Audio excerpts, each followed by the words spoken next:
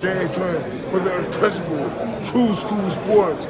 Let's go, baby. Bow! Be careful what you wish for because it can become a reality. Yeah.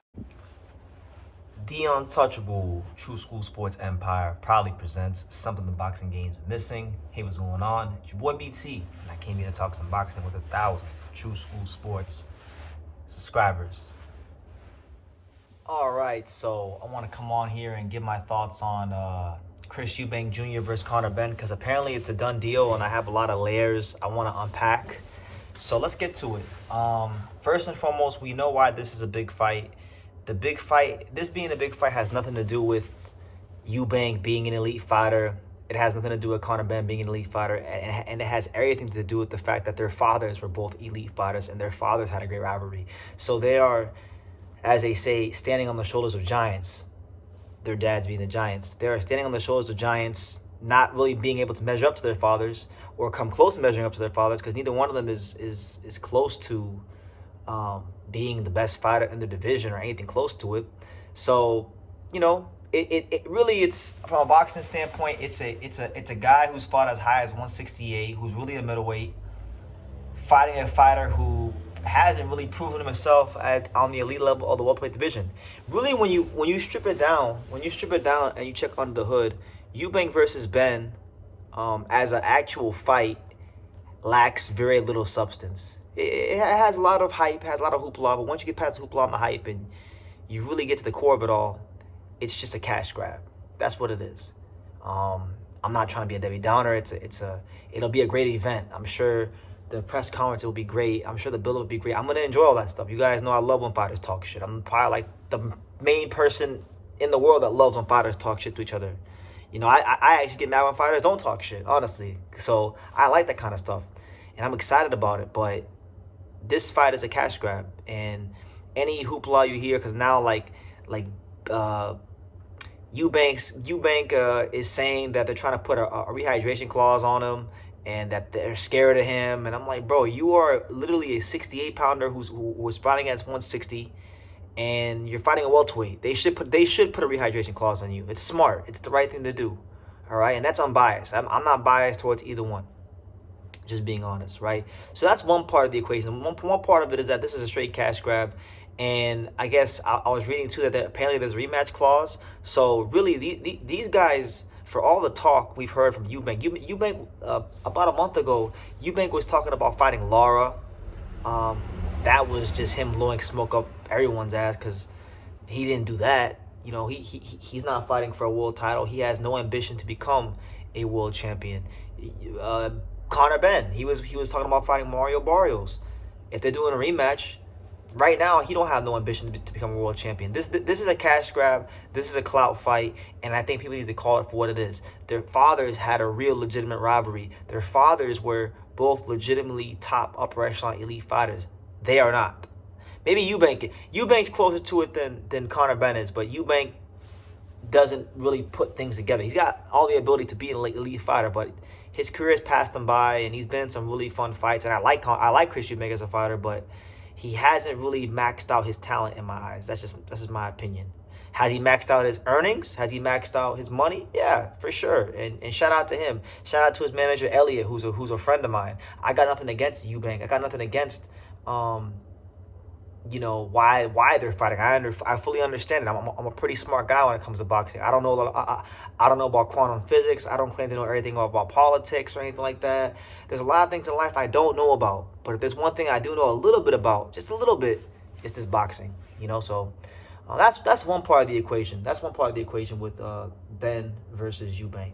The other part of the equation, and I wanted to highlight this, is this fight will not be under the Riyadh Season banner. This fight will be under the Ring Magazine banner. So this will be the first Ring Magazine Turkey card in the UK. And the reason why this is important, and I wanted to highlight this for you guys, is I think we are entering a shift. We're entering a shift in what's going on with the Saudis in boxing. And I want to explain it to you guys from my perspective, and you guys can choose to accept what I'm saying or reject it, and you can come to your own conclusions and your own surmise after I tell you what I tell you. So look, the first phase of the Saudis in boxing was to get as much talent under the banner as possible, which they've achieved that. They've bought up Top Rank, they bought up Golden Boy, they bought up Matchroom. So you got 3 of the major power brokers in boxing under one roof. You also got Queensberry Promotions, which is another big company in boxing. So you got 4 major promoters under one roof. Okay, so that was phase 1. Phase 1 was splash the cash and acquire as much talent as humanly possible. They've done that, and they've done it very quickly. All right. While they were doing that, while they were achieving phase 1, Turki Al-Sheikh was donating money to the WBC. He donated money, big donations to WBC, to WBA. So then it was okay. Get the sanctioning bodies on your side. They've done that as well.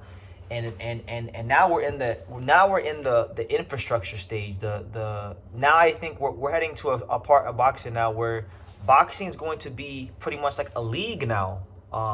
Turkey's gonna try to make this shit a league. So the lesser cards in boxing will be Ring Magazine cards. So this is the Ring Magazine card.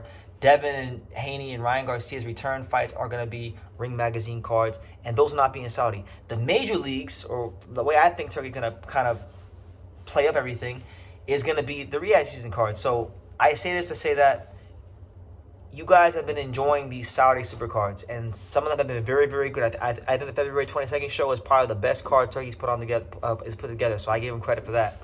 But I think what's going to happen now is you're going to see less of those Saudi super cards, and you're gonna start seeing the Saudis start to run boxing like an actual business. So you guys may start seeing some of the. I'm telling you, give it time. You're gonna start seeing some politics, just like we got in America. You'll see with the Saudis.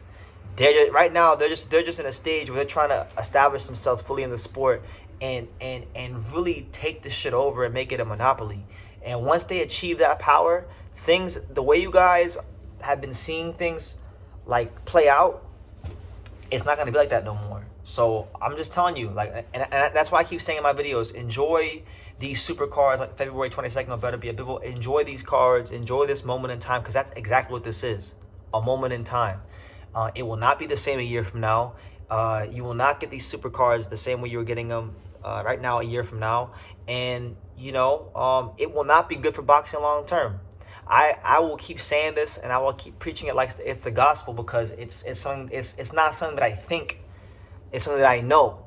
And it's like old dirty bastard, the rapper. He had a real famous interview on MTV back 25 years ago, and they were saying that Old Dirty Bastard is crazy, and Old Dirty Bastard said, "No, I'm not crazy.